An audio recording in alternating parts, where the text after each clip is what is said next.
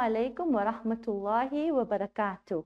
Welcome to my Maktab by LMA with MLX Plus. Today's lesson, we are going to talk about more of the conquest of Umar radiallahu anhu. In the last episode, we spoke about the Battle of Buwaid. Today, we are going to speak about Qadisiyah and what happened at Qadisiyah and what led to the battle at Qadisiyah. Umar radiallahu anhu controlled the war at Buwaid. Now, as Islam was growing, more and more of Persia, Iran, Iraq were coming under the Muslim rule. Umar radiallahu anhu did not want to stop, and he wanted to gain more territory. He then put his eyes on Qadisiyah. He gave the Muslims a guideline as to first how they should approach the Persians. Islam was never built on a legacy where only bloodshed. A lot of the times we hear Islam was spread by the sword. This is not true and has no basis in Islam. Islam was not just spread by the sword. Islam was fair, and Umar radiallahu anhu always told his deputies, before you draw your sword, there are first two things that you need to do. You first invite them to Islam. If they refuse, you ask them to pay the jizya.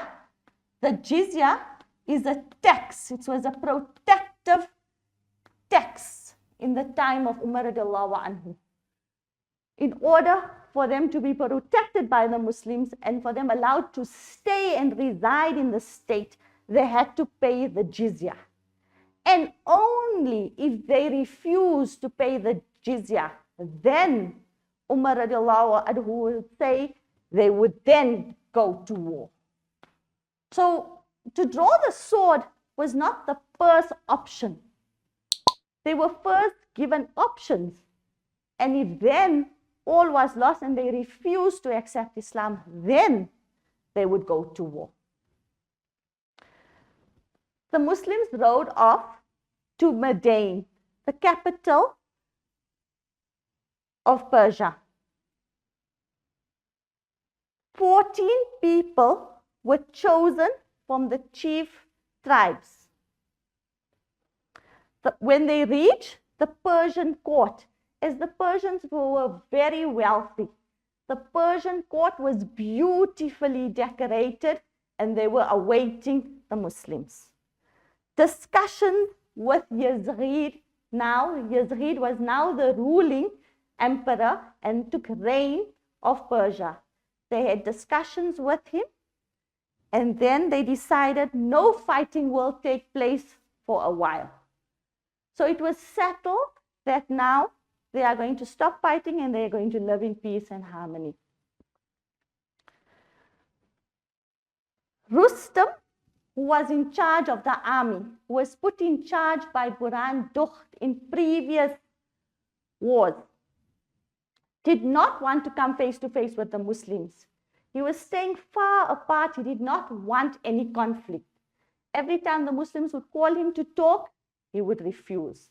He refused a few times until a time came where he decided that he was going to fight.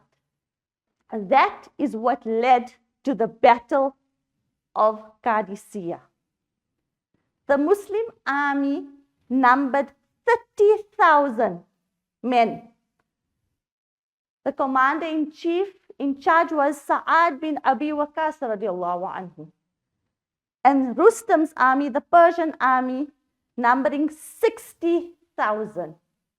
Here again, we can see how strong the army was and how less in numbers. It was basically half the number. The Muslims were half the number of the Persians. But that didn't stop them from going into war. A severe battle took place here. And something Immaculate took part at this battle. A karama took place. What is a karama?